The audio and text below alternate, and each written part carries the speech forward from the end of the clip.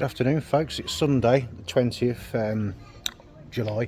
We're just heading into the Cherry Festival down in Bewdley, Bewdley meaning beautiful, at the museum. So we're going to see what's occurring today.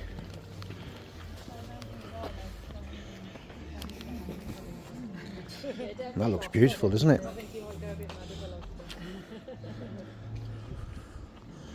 So this is the back of the museum. Some lovely gardens at the back.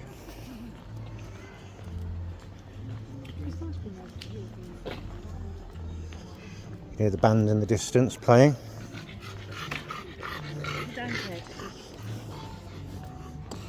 Had a couple of hefty downpours, but the sun is now, first time today, trying to burn through, which is nice.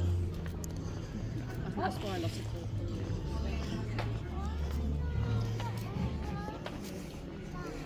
think we'll end the museum first. Don't have to go to the gardens. We may as well copy the music if we'll get copyrighted in there. We'll give it a risk. Yeah, that's me fitted out in all the gear, yeah. In as a dispatch? Yeah. Oh, right. So yeah. Only relative. It's 1944 aerial 350cc overhead valve. It's 1940. Yep. Sorry, 1944. And it's basically a RAF contract, which there was only about 1,100 towards the end of the war. It was based up in Hull area, Humberside area, so it would have been part of Bomber Command, Northeast Sector Bomber Command, airfields like Skegness, Grimsby, Scarborough, a few others, and basically dispatch riders. The Pathfinders would have gone out to Berlin bombing, so they decimated the Berlin and Hanover and industrial places, come back with the cameras, the photographs, gone into secret orders, how many fighters, how many bombers at airfield number 6, at airfield number 7, number 8 or whatever. The dispatch rider couldn't use the phones because they'd be Listened to, because they'd be on their exchange pole. It's so easy to attach a wire to, so they wouldn't use phones. You can't use text. You can't use the lights, as it were, because you've got to be in a straight line. And if it's raining, sleety, snowy, and you've got to be there at that individual time, and also as well, it might be Chinese whispers. You'd have a blackout. You'd have no signs, no road signs. So the person that's the dispatch rider, whether it's male or female, he or she would know where to go to the airfields, and there would be no signs because the Germans invaded. They took all the signs down, right? So it would be down to Google Maps, which was goggles and a map, and local knowledge. And then they come back after all the airfields. Commander, sir, we've got Northeast Sector, 350 fighters, 500 bombers. He'd ring that through. And then basically to Bomber Command, and the ladies would push them on the stick, and on the wooden fighters, 5 in, 5 out at 0500, 0510 and whatever, and they'd count them out and count them out. And there's all one little cog, which is the dispatch. So how the hell did they do D-Day? That's amazing. Thanks for that. Right. That was interesting.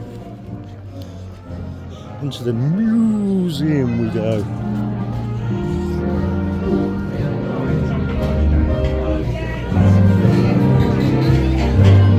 Band playing.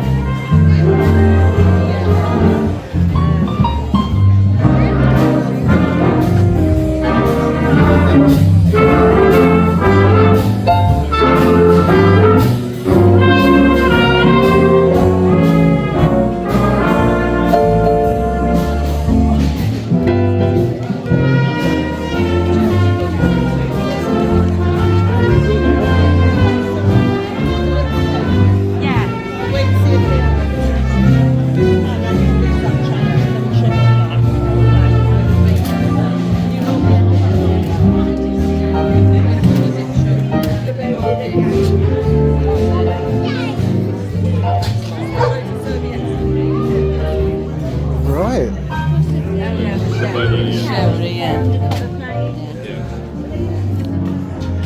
Have a glance up there. That's the way that you come in. And that's the way we'll be going out.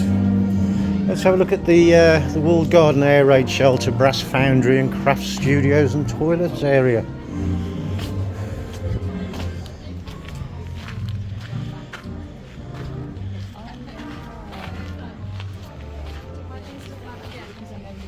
Got a cider mill, the millstone. Pause to read if you want to see more. There it is. Looks quite worn as well. Must have made a lot of cider.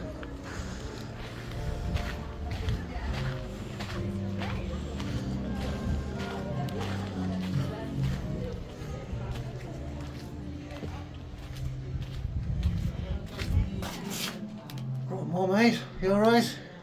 Okay.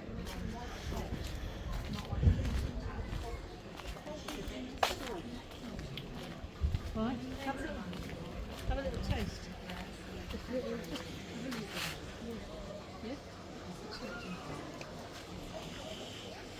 I can hear water. That's because we're by the water wheel and pump. Let's pop on in and have a look.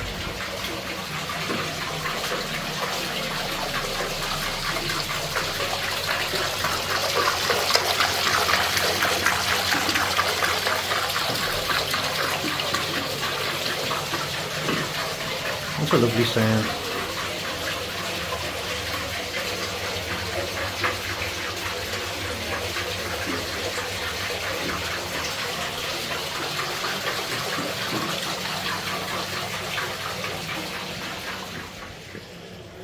It's even nice round the corner, look, where no one goes.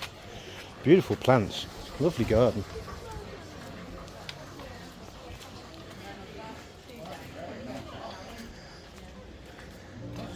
World War II artifacts this way. Well, let's head that way.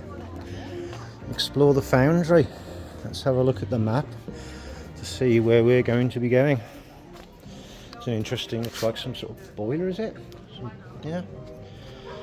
So we've got the office at the start, packing room, casting shop, craft studios, first floor, toilets, material store, entrance, engine room, entrance, education room, and the forge is the end room. Right, so in a sec we'll head down there. That's a nice little garden they've got there as well. Paid a lot of attention to the plantage.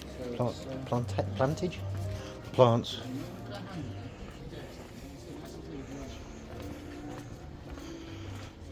Education room, a little peek in there. Educate ourselves.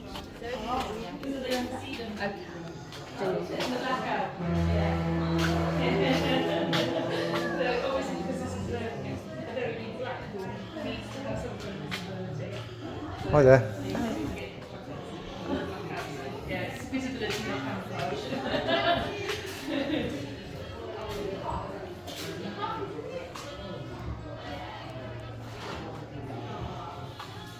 We've got the old siren,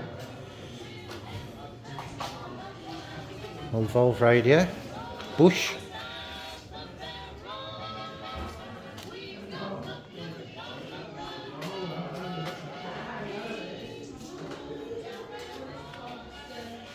Gramophone and stylus. Some nice pictures, look.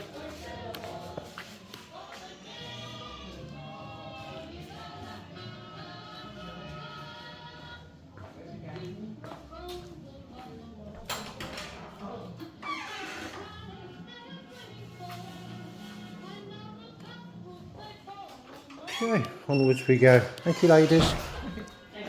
Thank you. Oh, have a little peek over here. That's a nice rug as well. That'd have been made by all the scraps, I guess. Yes. Looks very beautiful as well, doesn't it? Colourful. It's very colourful. Very colourful. There you go. Look, that's how they used to make it. A bit like patchwork quilt, but a bit more. Yeah, less patchy. Less patchy. Bye. The finishing shop.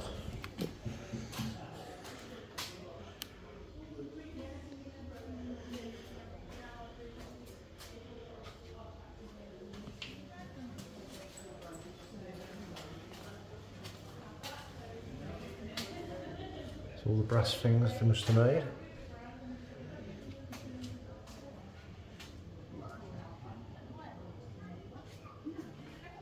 There we have the engine. I'll see the engine run, 20 pence. Let's see if I've got 20 pence in my pocket. Do you know what? I've got change today. That'd be quite cool if we can get the engine running. I've got 20p. Who says I don't spend any money on this channel? There we go, look, it's going in.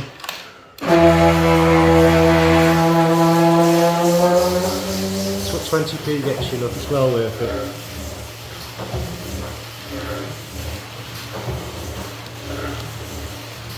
Brilliant.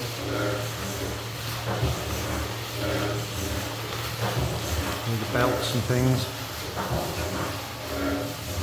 There he would be, look, polishing his brass.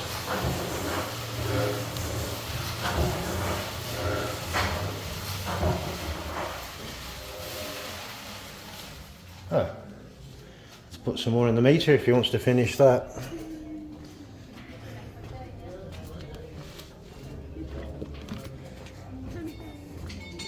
Materials store.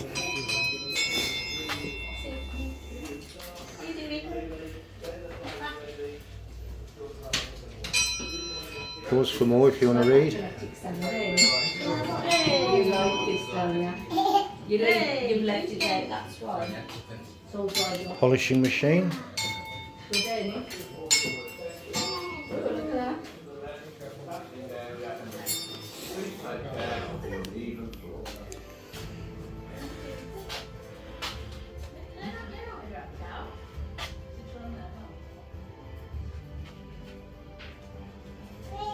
£106 a week. This one, the which pays 104. And how much is No, it? that's how much they earned in the day, 26 shilling. Well, it says, That's the equivalent today of £104. That one yeah. was one shilling and sixpence for a week's work. It's So that's 7.5 pence so not a week. a week. What's the value of that today? Well, that's what the value of it is, £6 a £6. week. Yeah, that's all. That one, she She got the earned value back then. She earned 26 shillings a week, And that was which is the equivalent of £100 now. Would she be well off then? No, not really. Would you be well off with £100 a week? Like now, well, you didn't have to divide it. Just wait, didn't you?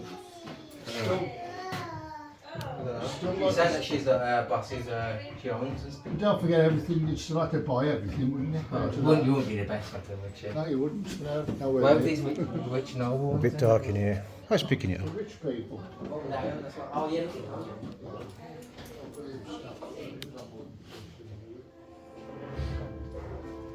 Welcome to the brass foundry casting pit. Please move to the front of the display, taking care of the uneven floor. The presentation will automatically begin shortly and lasts around 5 minutes. The presentation contains changing light levels and theatrical aids.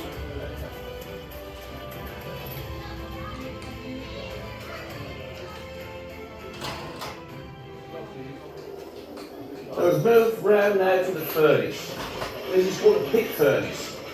Quite rare nowadays, you don't see many of these, but this was the process of getting air into the furnace itself. A blacksmith would use bellows, pumping away to create heat. You really couldn't afford to do that. This is an acid-free furnace. You've got a large chimney which wants to draw air, you can't stop that from drawing air, and you've got a deep pit underground. Halfway down there you've got your furnace.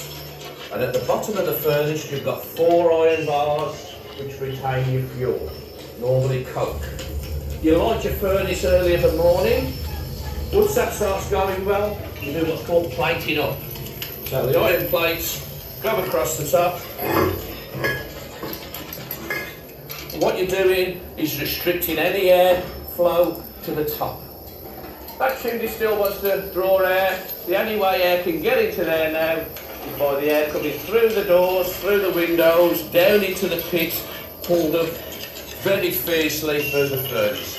And that produces some very high temperatures. A furnace like this will quite easily be able to do 3000 centigrade. You don't need that sort of temperature for brass. Once you get to about 1000 C, you're able to pour. You put your scrap brass into your crucible, open up your furnace, the crucible down into the bottom, close your furnace again, and that would start drawing air. You've already made your moulds earlier of the morning, you'd have those stacked up there, ready to cast, and you're waiting then for your metal to come up to temperature. It's always better for you to be waiting for the pot than the pot waiting for you. Because once that comes up to temperature, you've got to start casting fairly quick. So once that starts getting to 1200 C, you've got a chemical reaction down in the crucible. Brass is basically 70% copper, 30% zinc. Once it gets to those sort of temperatures, you've got a chemical reaction, hydrogen forcing the two elements apart. Zinc will start burning off then, zinc oxide.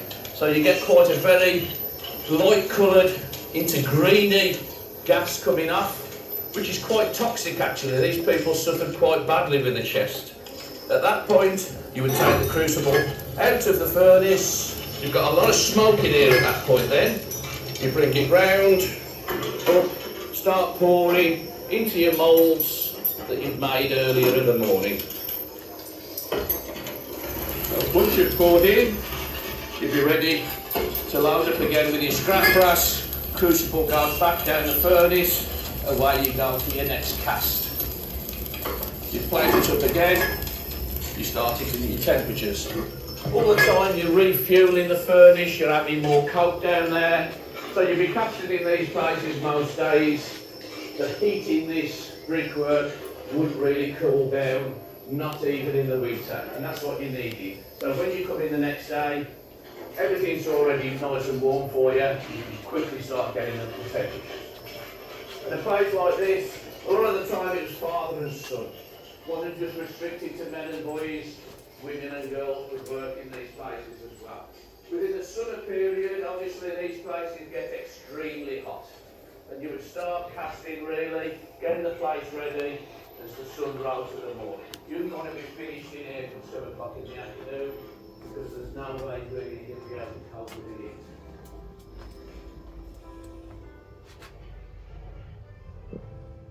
Thank you for your attention. Please continue to the left to the casting area and exit. Please take care of the uneven floor.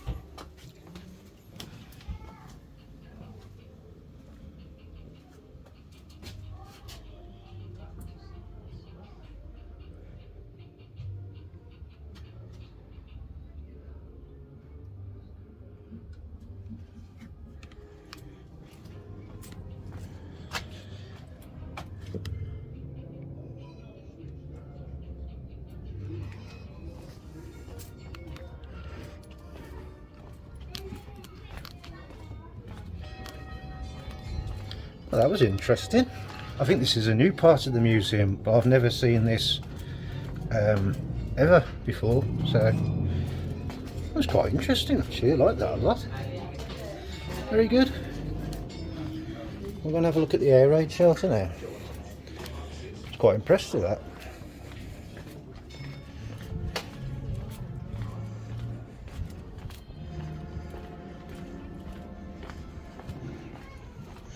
Nice old buildings up there, look, as well.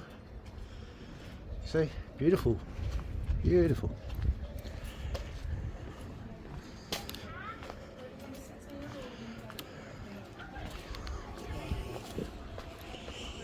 Just the air raid now and we'll walk out.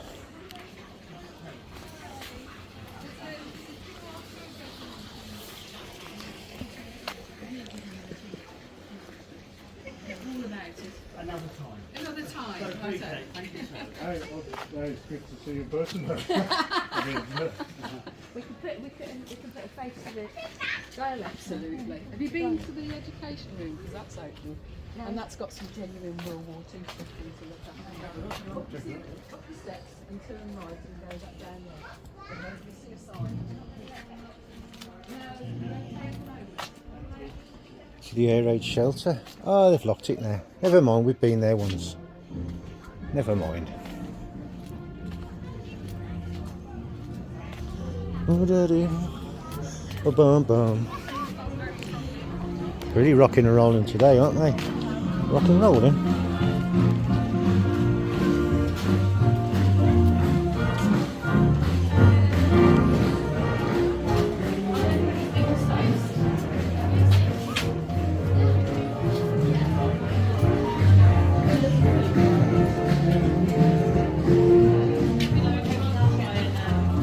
Right, that was a good day out then, isn't it? Bewdley Museum. And they've got the new attractions with the workhouse. Lots of original 1940s equipment. They're smashing.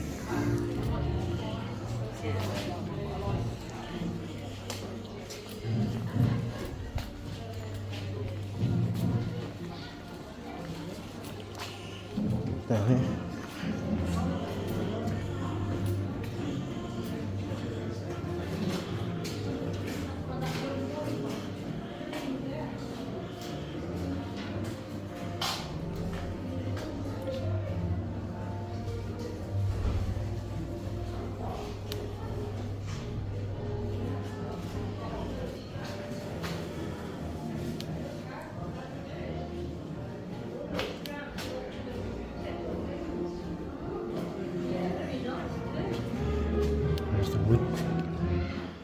Low rope and twine manufacturing. And you've got the all the ropes hanging up there, the twine. There he is, and that. Some replica Stone Age tools there.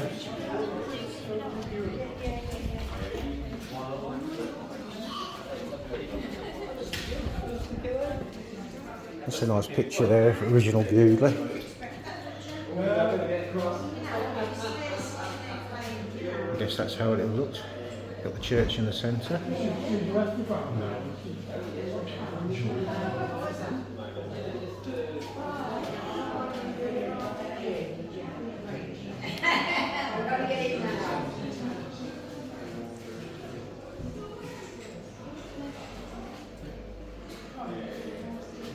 Town charter. What's this? That's an old document there, look. Wow.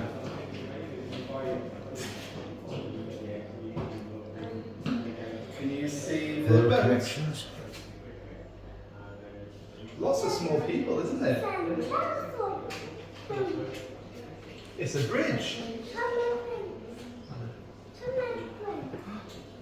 Lucian, what's in here? What's in here? Old Tickenhall Palace.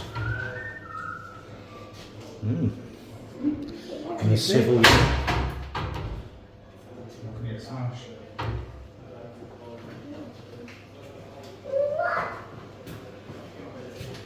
Pause if you want to read more.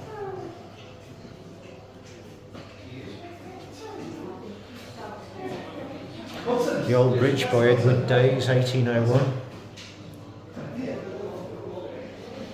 Wow. King James Charter, 1606. Strafe. That's really old. Yeah, silk. Silk. Tea.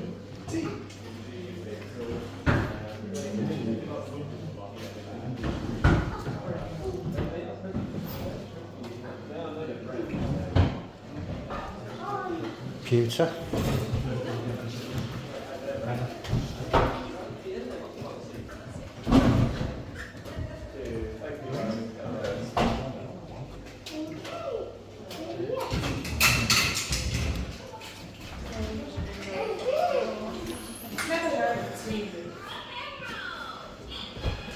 toll bridge. I remember the toll bridge. No, I don't, because it was demolished in 1962. I'm thinking of the one down in Wales then. Very similar looking though.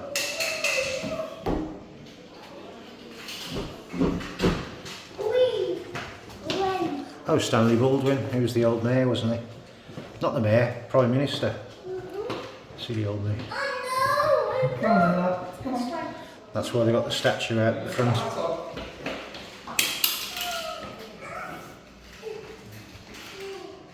Got bronze. Is it bronze? A bronze bust?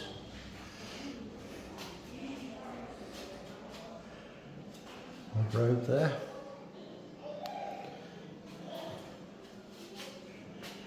The French friends. Okay.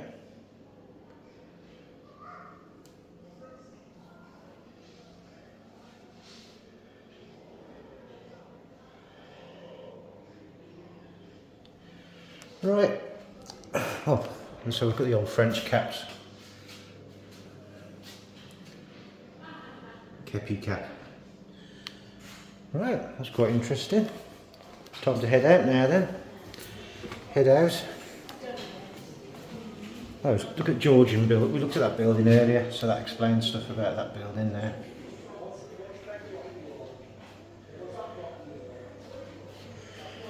Right. Let's head out.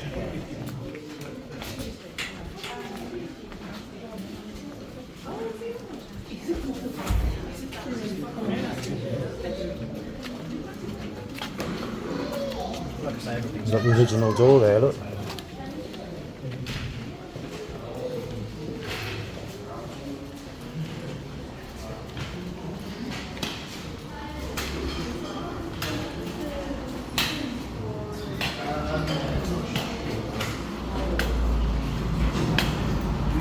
So yeah.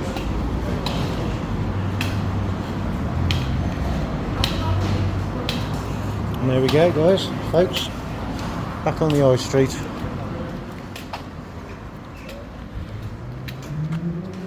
So yeah, that's the outside of the museum from the High Street. So I hope you enjoyed that. Remember to hit the like, hit the subscribe, and catch you on the next one. Bye.